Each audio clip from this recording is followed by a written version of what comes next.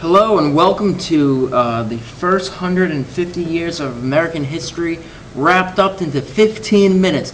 That's a 15-minute guarantee. We will not go 1 second over 15 minutes. It's never been done before.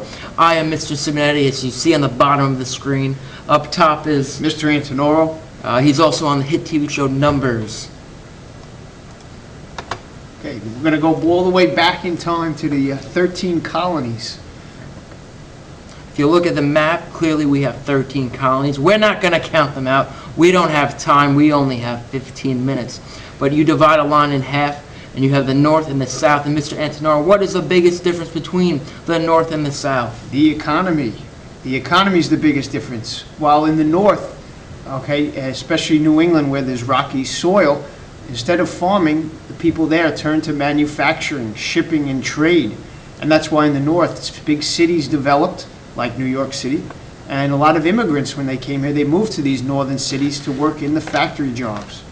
Unlike in the South, okay, where there's a longer growing season, okay, fertile soil, plantations developed. And with plantations, what other institution, Mr. Simonetti? Well, I believe it says slavery up there. But hey, Mr. Antinoro, doesn't this lead to a civil war, these differences? Yes, they do, and that's what we call sectionalism. All right, and as my grandfather always said, who fought in the Civil War? The civils. He wasn't a very educated man, people. All right. So now we are controlled by Britain, and they start taxing us up the wazoo. A stamp act, the tea tax, the sugar tax. And what happens, Mr. Antinoro? Okay. Colonists rise up with a slogan, no taxation without representation. We're not represented in Parliament, but yet Parliament is passing all of these tax laws. In response to, we have the Boston Tea Party, okay, where British tea is dumped into the Boston Harbor out of protest that we are forced to buy tea from the British. All right. So then one day on July 4th, 1776, we write the Declaration of Independence. Mr. Antinoro, what did this Declaration of Independence do? Sure. Well, first it declared independence from Great Britain. Second, it laid down some important principles for the whole world. For example, that all men are created equal, and that we are born with certain rights, like life, liberty, and the pursuit of happiness. Jefferson wrote most of the document, and he was influenced by Enlightenment philosophers, such as the famous John Locke. But Mr. Antinoro, we're not all created equal. We had slaves. Women had few rights. You're right. So I guess the Founding Fathers were not perfect by any means. Not at all. All right, so then enough is enough. The taxes didn't stop. We go to war. We have a revolution. We fight for our freedom. How did this small, undertrained, ill-equipped army hold off the strongest army in the world, Mr. Antinoro? Tell us. Largely through the leadership of the great George Washington, who fought and had experience in the French and Indian War, and he used his experience from there to defeat the British. But didn't we also have home field advantage? Yes, we did, Mr. Simonetti. All right, was that perhaps the biggest reason why we won? Yes, the British had more money, the British had more soldiers, but home field advantage won the day for the colonists. All right, so now we won our independence and we have to create our first government. But don't forget, we're not long off of a war, so we have in the back of our minds what happened when we were controlled by Britain. We're going to do anything we can to prevent having another absolute ruler. Yes, so we create this really weak government called the Articles of Confederation, and the central government was so weak that they couldn't even put down rebellions, Mr. Simonetti, like Shays' Rebellion, which was a rebellion of farmers who didn't want to lose their homes. Why couldn't they put down this rebellion? What couldn't the government do? The government could not raise an army without getting states' approval. They couldn't even tax. You tell me the president couldn't tax or raise an army? In fact, there was no president. Get out of here! Yes, it's true, Mr. Simonetti. Did they think a president would be like an absolute ruler? Yes, like the King of England. That is amazing.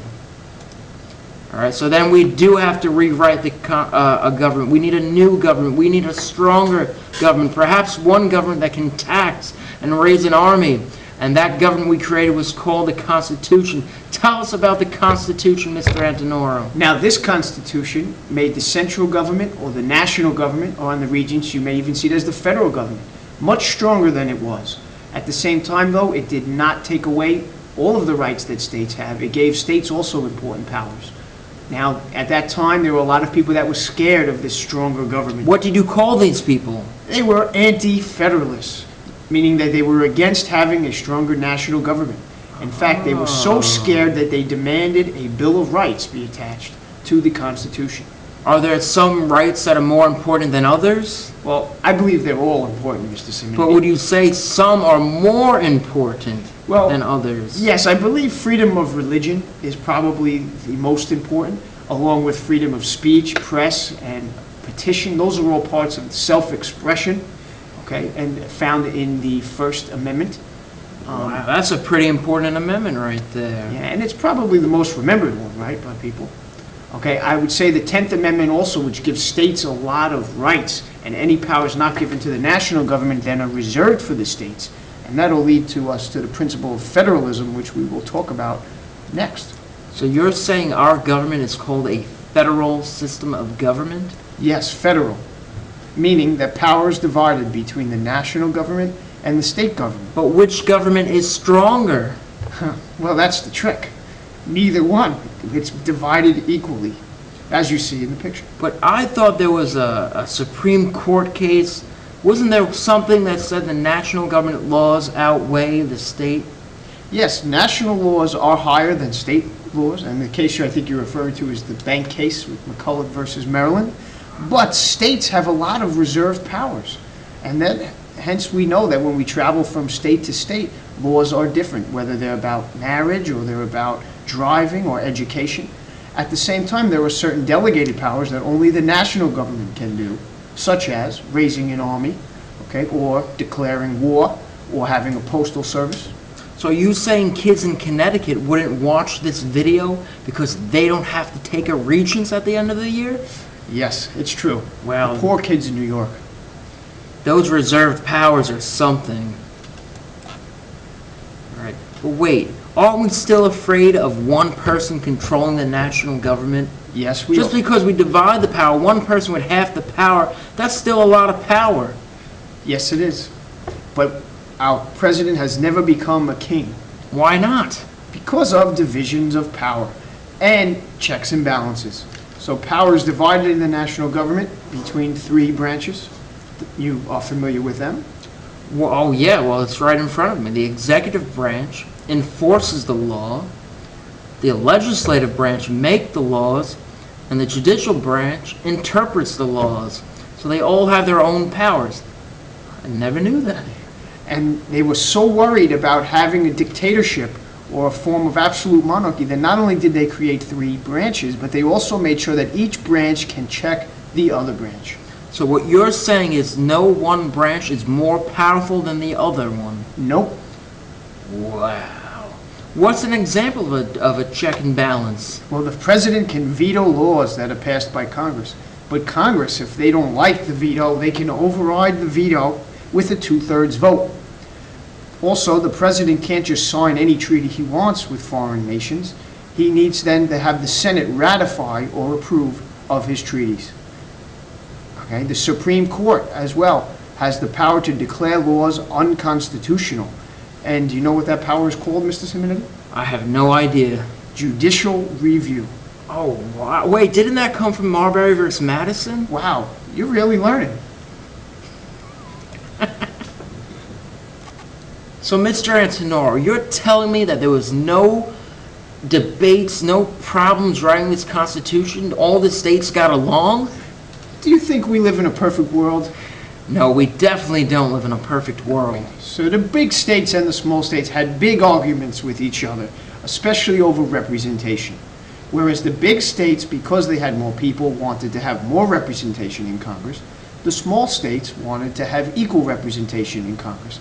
And they just couldn't get over this disagreement.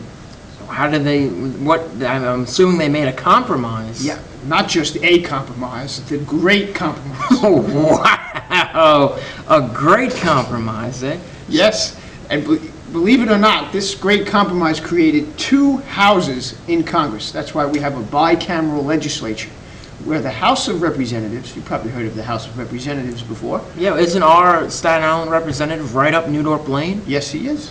Oh, wow. And the House of Representatives is based on population, which the big states really like that idea because they have more say, being that they have more people in the House of Representatives. But the small states were not left behind either.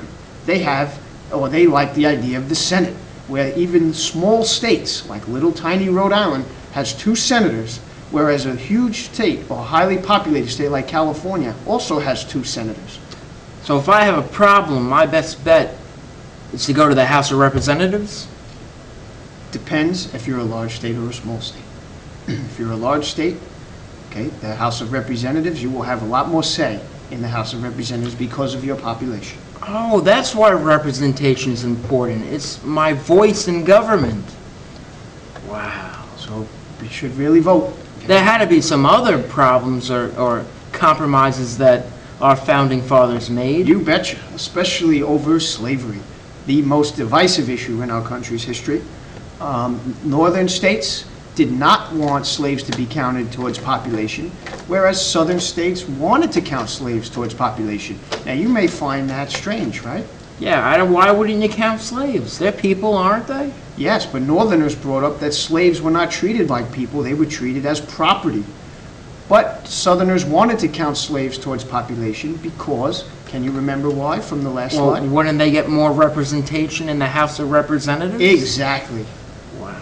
So even though they're property, they have value. Wow. So 3 out of every 5 slaves would count towards population, and therefore the southern states had more representation now because they were able to count some of their slaves towards their population. That's fascinating. Who was our first president, though? Oh, the great George Washington. What's some great things he did if he's so great? Sure, well, he's known first for his domestic policies. He created the cabinet, okay? But that's not in the Constitution. No, that's part of the unwritten Constitution. That's impressive. It's a custom, it's a tradition that every president since Washington has had. Are there any other examples of the unwritten Constitution? Sure. We have 2 political parties in this country. Nowhere does it say in the Constitution we have to have 2 political parties. And that's another important tradition that started during Washington's term, even though Washington did not really approve of having political parties. But wait, wouldn't Washington have a hard job in front of him? A brand new government, we're just out of a war, we're probably in tons of debt. Yes, we are, and therefore he appoints who was really his right-hand man, Alexander Hamilton, to be the first Secretary of the Treasury. And Hamilton does some great things for our economy. First, he wants to pay off the war debt. And why should we pay off our debts? I don't know, I never pay off my debt. Then you don't have good credit, I guess. Nope, I just keep racking it up on the credit cards. Now, Washington wanted to make sure we did have good credit as a nation, and Hamilton paid off the war debts. Now, to pay off the war debt, first he needed to use the elastic clause, which allows the government's power to stretch or expand to create the national bank. Now, the Constitution doesn't say we can create a national bank, but the elastic clause, which allows the government to make laws that are, quote, necessary and proper, allowed us to create the national bank. We also passed a protective tariff, which would tax imports, so Americans would buy less imports and instead buy American goods. He also placed a tax on whiskey, okay, which would increase revenue for the national government. Well, that's some great stuff he did in America, but did he do anything great with foreign countries? Sure. War was breaking out between France and Britain, and Washington, while some wanted to side with France, some wanted to side with Britain, Washington decided to proclaim neutrality, meaning he did not take any sides. Why didn't he take a side? France helped us in our war. You're right, and a lot of people criticize Washington for not siding with France. But looking back, we were not strong enough economically or politically or militarily, and we stayed out of the war and we remained isolated. Washington started this tradition of isolationism until World War I. So what was his last words before he left office? Well, he had this farewell address where he warned us against forming alliances. And do you think we listened to his advice? I would hope so. He is the great president. Yeah, and we did listen to his advice. Not to reform NATO did we break his advice, and that is why Washington is so great.